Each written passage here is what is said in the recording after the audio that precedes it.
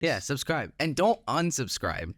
That's just rude. Why would you subscribe and unsubscribe in the same day? That happened today. I don't like it. He's missing out. Or she's missing out. Yeah, nothing changed. What influenced your choice? We are worth the price of admission. Yeah, free. Let me tell you about this guy. I'll tell you about this fucker right here. Yeah.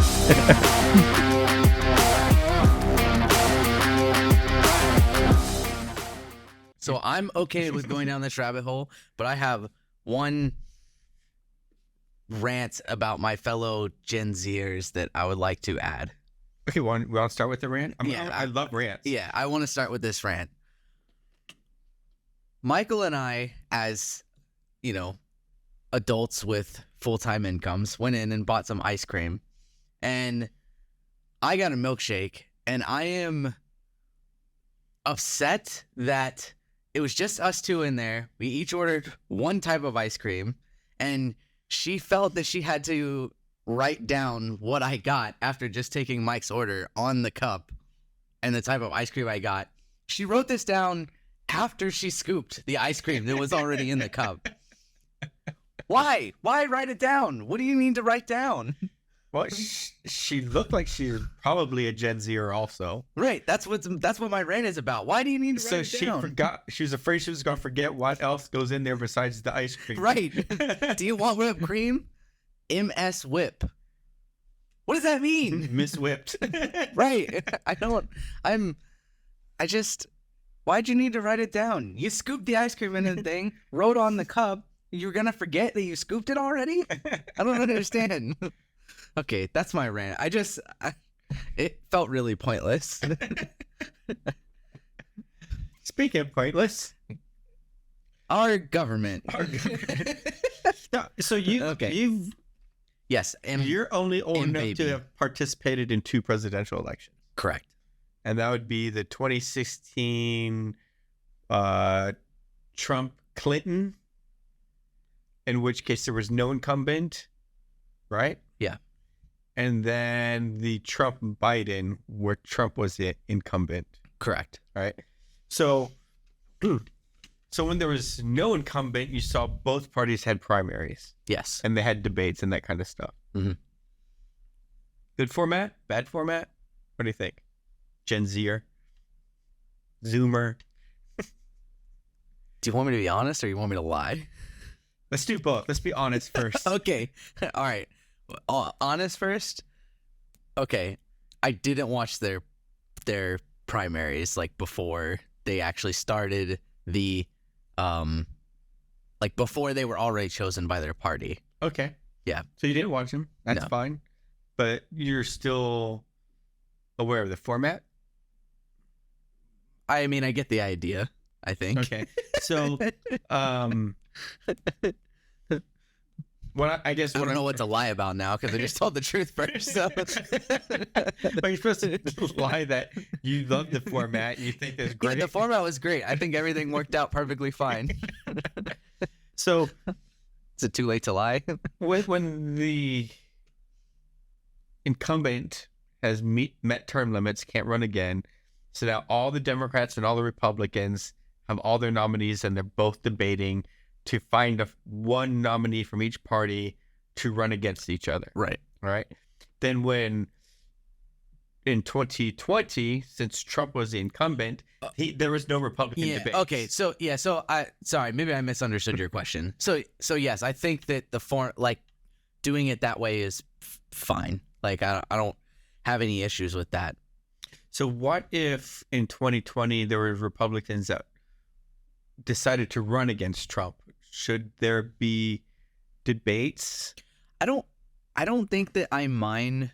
I don't think that I necessarily mind having an opposer. I don't think there's a problem with reaffirming your choice and you've had a time period of 4 years of somebody being the president where you're like, okay, I don't think that there's a weakness in showing we want to give other people a chance, right? Do we still feel the same way after now seeing how he performed for 4 years to have him be our primary again?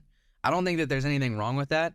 I think that the problem with our current system and the two party and the way people get loyal about their political party as they get loyal about their favorite football team is that it splits your votes, because a lot of people in our country, I think, vote just based on whatever party it is, regardless of who's actually there and running and what they're saying. And so I think it splits their votes, and it starts to show and I think then people either, if they're already centered, they lean right, or they lean into the other party because they don't feel strong about their party's choice, or it splits the one party's votes, and now you don't have a good, strong, solid voting on just one candidate. But I think there is what do you call it, merit to reaffirming your choice. They went back through the debates, and not only did they win as our primary person the first time, they also won it a second time, and they're still the person that we want even after we've watched them. So what do you feel about the unwritten rule of you never run against your own party's incumbent? I think as a winning strategy, I think if winning is all you're focused on, regardless of you trying to better a party or a nation, I think it's the right move to not put somebody against them. It's putting two McDonald's, one right across the street from each other, right? You're just taking away sales from your other chain. So I think that unwritten rule is there for a reason and works for a reason. And I think that as a winning strategy, it's probably the right thing to do. Okay. It's also really hard because all of it is at least in my perspective, all of it is, I know I say it's politics, but it's it's really politics, right? It's all we show that the person that we voted for and put up as our primary at the beginning is still the same person. We are, we still back that person, whatever, right? And it looks like we are embarrassed of our person if we start putting other people up against them. So right now, the Republican debates are going on, right? And they have 8 people debating, although the debate term is kind of loose because they talk more on the idea side. So in high school, debates are about presenting an argument and saying who wins. And this is kind of more, it's not really that. It's more ideas and personality than it is substance and argument and that type of thing. And then the Democrats, they actually have people running against the incumbent. It's going to be JFK Jr., Gavin Newsom, and Joe Biden on the ticket at the moment for the primaries. But the Democratic Party has said, we're not going to have any debates. Yeah. So for me, I think that's picking a very strange middle. We're not all in on our one choice. So we have these other choices, but we're not going to debate any of them. We're just going to let you guys vote based on, what you see on their own time, and what they're doing on their own time is what you get. They're not going to debate anything or answer any questions outside of whatever they choose to do, which is I feel is a strange tactic. Yeah, but I think you kind of answered the questions. If they don't have any debates, then they're not broadcasting any division in their party, and they're just kind of propping up their incumbent, who, if you've seen him, he needs a lot of propping up in framework, maybe some attachments so that he doesn't fall down anymore. I think where he's going to get hurt in that is you have these two, I believe both candidates are young, or the other candidates are younger than him. Well, Jesus is younger than him. So, Well, right, as most of our office right now. So but yeah, so Gavin Newsom is fairly young. I want to say he's in his 50s. yeah, JFK Jr. is older than Newsom, or at least he appears older. 60s, 50s, Yes. whatever, Yeah. right? So you have both people that are younger, and I think where he's going to lose out is so Biden, just in general, as most people that get elected or most people that do it, barring the few like Trump and others, but most of them have been in some sort of office for a very long time. And so I think where Biden is going to lose out in them not having the debates is that Biden doesn't have the social media presence, right? His presence is based on the normal whatever news outlet is running the story and whatever debates he would normally do. But he doesn't go on people's podcasts and talk about issues and things like that. And where I think that is where people are going to start to lose the edge on the audience that's lower than 35. So let's talk about that, because it's an interesting dynamic, right? So I know of two candidates that are really focusing on the podcast YouTube presence, and that's JFK Jr. from the Democrat side and Vivek Ramaswamy from the Republican side. They are really focused on the podcast. Now, I see JFK Jr. as the older guy. He's in the 60s, maybe higher. And Vivek just turned 38 recently. And it's a new strategy. Yeah. Nobody worried about podcasts 4 years ago. Right. So do you think, from a Zoomer, is it a mistake that others aren't focusing on podcasts and just working with network TV? I think that it is, because so everybody on it, no matter which side you're on, Republican or Democrat, almost every election they talk about how, and a lot of the complaint from the older generation talks about how young people, we have all these complaints but we don't vote, right? That's typically one of like the common things that are said, If right? you don't vote, you don't get a complaint. Right, exactly. That's one of the common things that are said, is like, you have all these complaints, blah, blah, blah, whatever, right? But you don't go out and vote. But these past couple of elections, each one has had the most youngest voters that there has ever been. And I think that you're going to continue to see that. And I think that those that are moving to this newer realm of putting themselves out there, like on podcasts and YouTube and TikTok and things like that, that's where you're going to snag those younger than 30 people. And given that the millennial and Gen Z groups are some of the biggest groups in the country, and if you snag them that way, then I think that's how you're going to swing the votes in your direction. So there's this saying that says, if you're conservative when you're young, you don't have a heart. And if you're liberal when you're old, you don't have a brain. It's an interesting saying. So going back to like YouTube and Vivek specifically, because he's the Republican side, tends to be more conservative, right? Is this a strategy for a younger conservative candidate to be able to talk with young people and maybe make them question why they're liberal? Yeah, I think that it can be, because a lot of I won't get into, at least from my perspective, I won't get into like right, wrong, or indifferent on how like education brings up people and things like that. But typically, like you just said, the younger generation, my generation, leans more liberal than they do conservative.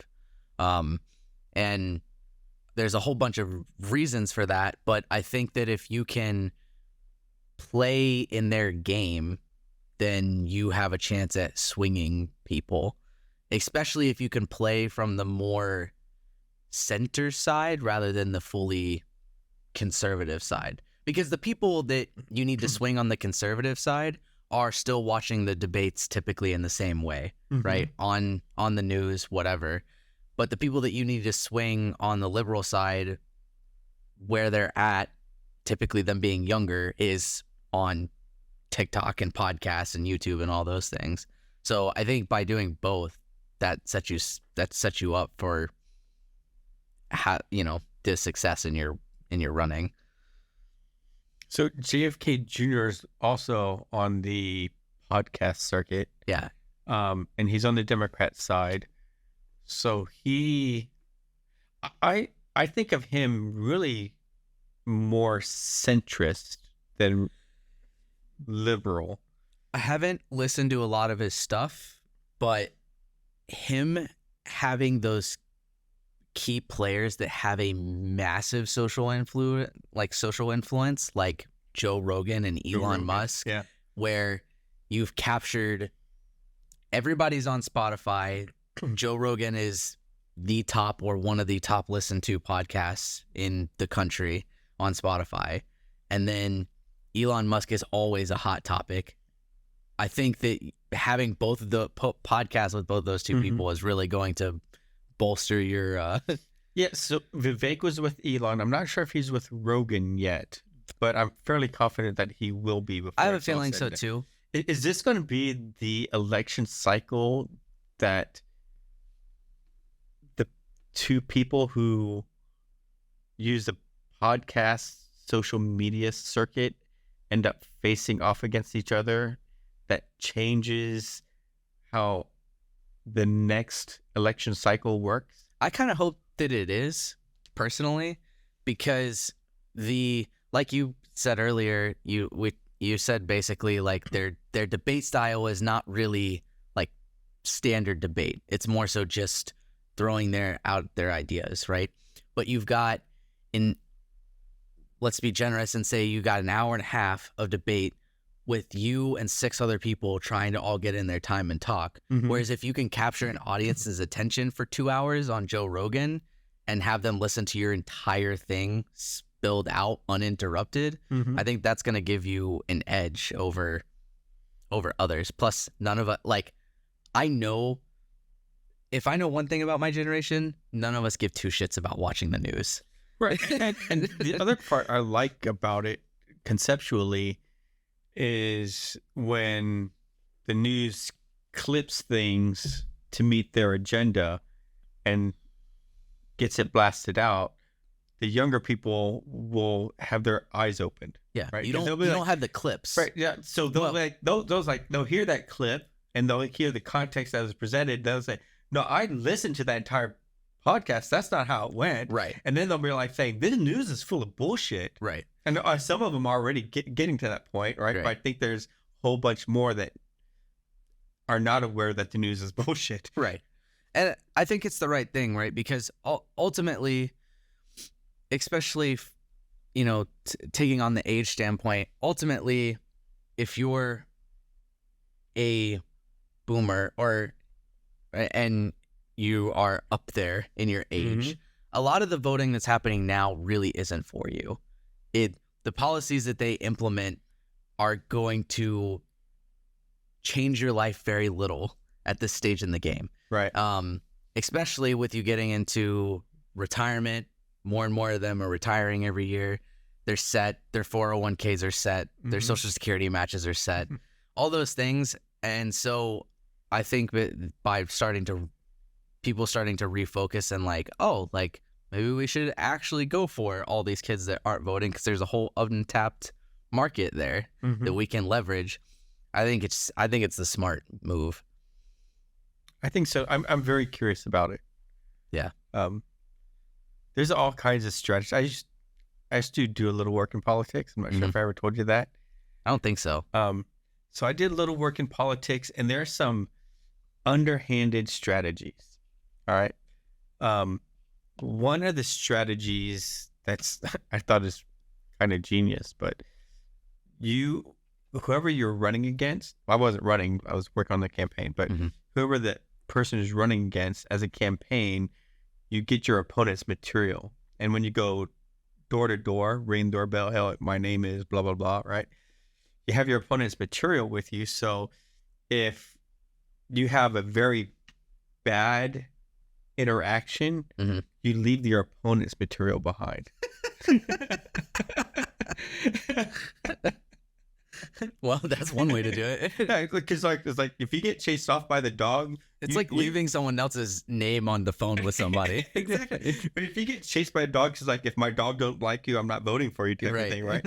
The dog doesn't like you, you run off, you drop your opponent's material in their yard, and you keep on going. They come back and like, that son of a bitch, I ain't voting for him. That's funny. So it's interesting. That's just one of many things I've learned, and why I don't work in politics anymore, just so you know. Yeah. I think pairing with these people who typically the nation, so like, you know, I know people have different opinions about him, right? But Joe Rogan, for the most part, if you actually listen to a collection of his episodes, there's no right or left. The entire point of his podcast is just getting to how these people feel about a certain thing, or talk about a certain topic. Extracting information and then getting them to explain why they think the way they think. Right. And then coming to his own conclusions in the thing, which is the right way to come to conclusions for yourself. Yeah. Right. It's like talk to a whole bunch of different people, learn all of these ideas, and then formulate your own opinion. Right. Yeah, I always felt that, you know, if I was a leader of something and we had to make a decision, I'd take the person who's in favor of it, person who's against it, and have them argue with each other in front of me, and then I would decide based on the argument. Right. Instead of just going, oh, I like you more, so we're going to do it your way. Just like, who has the best argument? Yeah. And so I think that having somebody who is allowing you to get your time in on the podcast, because he's very selective about, it's just let anybody walk up from the street and go and do it, right? Yeah, I know. I've been sending emails every day. I know. But yeah, we started this like I don't know, less than a month ago, and we haven't gotten our invite. I'm kind of upset about it. Yeah, but I mean, who does he think he is? Right. But I think just having that alone is gonna be a huge boost in, you know, how things play out. And I haven't really seen much on the TikTok side of things besides other people clipping the stuff and putting it on there. So I am curious if either of them are going to use TikTok like for their own accounts and in their own way. I would never know. Yeah, I know. I know you wouldn't. But I haven't really seen it. And using that can go good or bad, because depending on what you do on there, you can be seen a lot and it can be really supported, or you can be seen a lot and it can just be seen as the old people trying to use TikTok, and it's like, please stop, don't do this anymore. So only Gavin Newsom and Vivek can use TikTok is what you're saying. Right.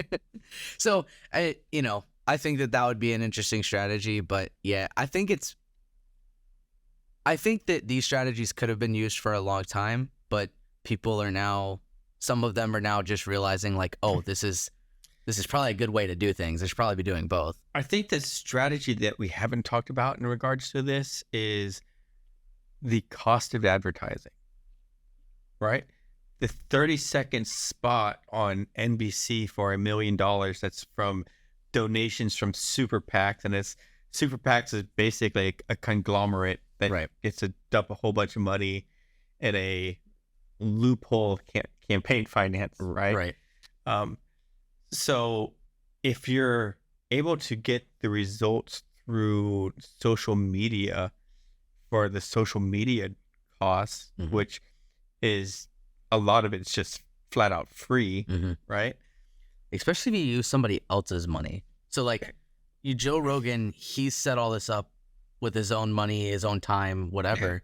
So all you're doing is taking advantage of that. Exactly. And you don't got to pay for it. Right. It's free to you, the candidate, right? Right. And so that's millions of dollars saved. So you're just like, how many people am I going to reach on this TV show as a commercial? that is going to vote and that's actually interested in this topic, and you're like, it's going to be this many, and how much is it going to cost? Right. How many thousands of dollars per voter head is this costing? Then you go to like a Joe Rogan, people are listening to this. Well, they're more targeted, they're most likely to vote, and it's going to cost me, X minus per head. Yeah. So And the other part of that too that we haven't really got into is that most people now are not watching things with commercials. absolutely, Most people are using whatever subscription service, and a lot of them pay the extra $5 to not have commercials. exactly. So a lot of these places, you're just wasting your time. Yeah. So you're not even really getting the commercials, except for the people that, getting into like football season here. Most of that you can't get away with watching with a subscription, and there's still the But that's commercials when you and things get like up, that. get your popcorn, or Right. go to the And that's restroom. also when the commercial is most expensive. Right. So, yeah, I mean, I just think this is a new age that people are going to have to get into, and I'm kind of glad that they're starting to take advantage of it now, because honestly, it being transparent, it does help me like make decisions, because I'm more than likely not going to go watch one of these other news outlets for this debate or, whatever. Or maybe I'll watch the debates, but I won't go any further than that. And I definitely don't really watch anything with commercials. Right. I hate commercials. Right. So for me, and I think people that are my age, it will very much help solidify who we're voting for. And I think it will also help shift those that are younger out of just voting for whoever their parents vote for. So this election has the makings of being a nightmare scenario for us in our podcast. Because I don't think it's any secret how we feel about boomers and millennials. And there's a good possibility, that it comes down to, are you going to vote for the boomer or the millennial? So do you want a boomer vote, or do you want a boomer millennial vote? And now you have to now you're kind of torn. Yeah, it's kind of reversed too, because it's a millennial Republican and a boomer Democrat. Right. Well, so it could be Trump being the boomer, well, and boomer that's fair Republican, too. boomer Democrat. But yeah, I don't think JFK is going to get it, and I don't think Gavin Newsom's going to get the Democratic nomination. So I do think it's going to be Biden versus somebody, unless Biden, dies or becomes incapacitated somehow. Well, and it's going to be interesting too to see how the younger, like people more my age, vote, because now you have that conflict. You have somebody that's closer to my age, and what typically the consensus among my age group is that we want somebody that's not a dinosaur in office, right? But then you're typically voting what is against the average person my age party and like that side. So if you had the situation that you're talking about with like a young Republican versus so what's going to be the Trump, the millennial and Republican trumping the boomer Democrat for your demographic? Personally, I think that my generation is more angry about the typical like white old person running than they are about which party it is. So I think if it's my age group voting and that was the deciding factor, I think it would actually come down to the millennial Republican. Okay. I think that's who would take it on our side. So your generation's nightmare scenario would actually be old white boomer against old white boomer. Like it normally is, right? The normal. the every other election. So the Republicans have 8 people versus 3. So they have a female candidate. Was it Haley? Nikki Haley. They have Tim Scott's a black candidate. Vivek Ramaswamy, Indian. That's the Indian other dot, not feather. May or may not leave that in. I don't know. That's the other part too, is I think that would get my age group is you kind of have the double whammy, if you will, for what typically Gen Z and millennial supports. Is you have somebody younger running for office and closer to our mindset or closer to being able to understand, and it's a person of color, not just the same old white man running, right? And that's typically this where they support. So I think that's, I think that's who's choosing, like that if that's who's in the final, that's who will get voted for from the Gen Z side. It'll be interesting. Yeah. I don't know if it'll happen, and I think you're right.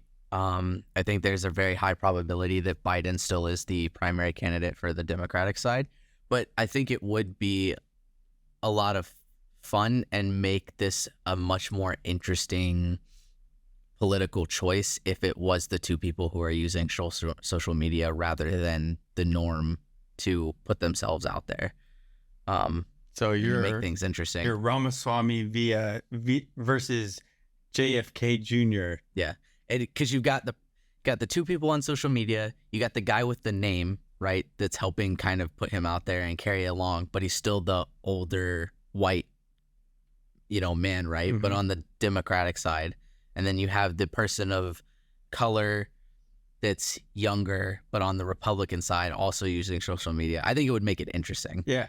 And be very different than the constant, boring, same old political nonsense that we typically have. And then what if they both agreed to just use funding from the campaigns from the federal government and not take super PAC money? Because they you can do that if everybody agrees to just, because when you turn in taxes, would you like contribute $2 for the campaign fund? You can use that and not take any super PAC money and that type of thing. And now it's an even playing field, even on that. I think it would be funny for them to hold their final debate on like Twitter or something. on X? Yeah, on X. Sorry, on TwitX. Or Joe Rogan's podcast, and Joe will be the debater. Actually, I would like to see, not even the final, I would like to see a round table with like the Democratic candidate, the Republican candidate, and Joe Rogan. Because I could see Joe Rogan and be like, okay, what does that even mean? Yeah, just ask you straight up. Yeah, what does that even mean? I'm just Joe Rogan. I don't know what you're talking about here. Yeah, because that's how he acts in every single one of his questions. It's like, what the fuck are you talking about? Yeah, I definitely think that it's gonna be interesting. I think we're getting closer to time. I don't know how I'm gonna do this, but something we didn't really talk about. I don't think we're gonna see it much in this election, but I think we will see it a lot in the next one. And it's kind of popped up here and there, right? But it hasn't been super big. So AI deepfakes are starting to become a big thing. And video faked AI is starting to become a big thing. There was already some stuff going around before Trump's trial started of like Trump getting arrested, but it was just AI like fakes, right? Right. I think you'll see some, but not very much on this one. But I think it'll be interesting as those types of things, as strategies start taking play in later elections and how they navigate those types of things. And I think that's where you're going to have a very large social media presence to be able to combat those things. Because as soon as a clip like that is on TikTok and you don't have the same social media presence to combat it, it's all over the place and in everybody's feed. And right, people are too gullible. They just see the clip and they're like, oh, that's what it is. You get inundated with so much information that you have no idea which information to believe. Right. So if you don't have the large social media presence to combat it and to give your point and to be like, no, I did all of these things, we did all these things, whatever, it's fake, blah, blah, blah, I don't think you'll be able to stop it, especially at least among the younger generation, from that influencing their their choices. Okay. So what I'm getting from this conversation is, just for sheer curiosity purposes, we're hoping for Ramaswamy and JFK Jr. I think it would be fun. All right, there you have it, folks. We're calling it now. No, so I am curious as to how our viewers feel about it. Let us know. Are you paying attention? Does social media really matter to you guys when it comes to politics, or should they never meet? You know, Right? Should they say it divided? So you got anything? Because I think that's a podcast. Nope, I'm good. I think that's a podcast. I don't like that she wrote on my cup for the one order. And all right. So the comment that everybody should have for Brandon is wah wah wah for his cup. Right. Wah wah wah for my cup. Send me milkshake money. Also, real quick, I want to note, so far, like 70% of the people that watch our videos and shorts are not subscribed. So subscribe. Try sons of bitches. Yeah, subscribe. And don't unsubscribe. That's just rude. Why would you subscribe and unsubscribe in the same day? That happened today. I don't like it. He's missing out. Or she's missing out. Yeah, nothing changed. What influenced your choice? We are worth the price of admission. Yeah, free. All right. Yeah. And like, subscribe, bell, comment, all that kind of stuff, like he always says. Yep, do all the thingies. All right. Peace be the dreading. Bye-bye.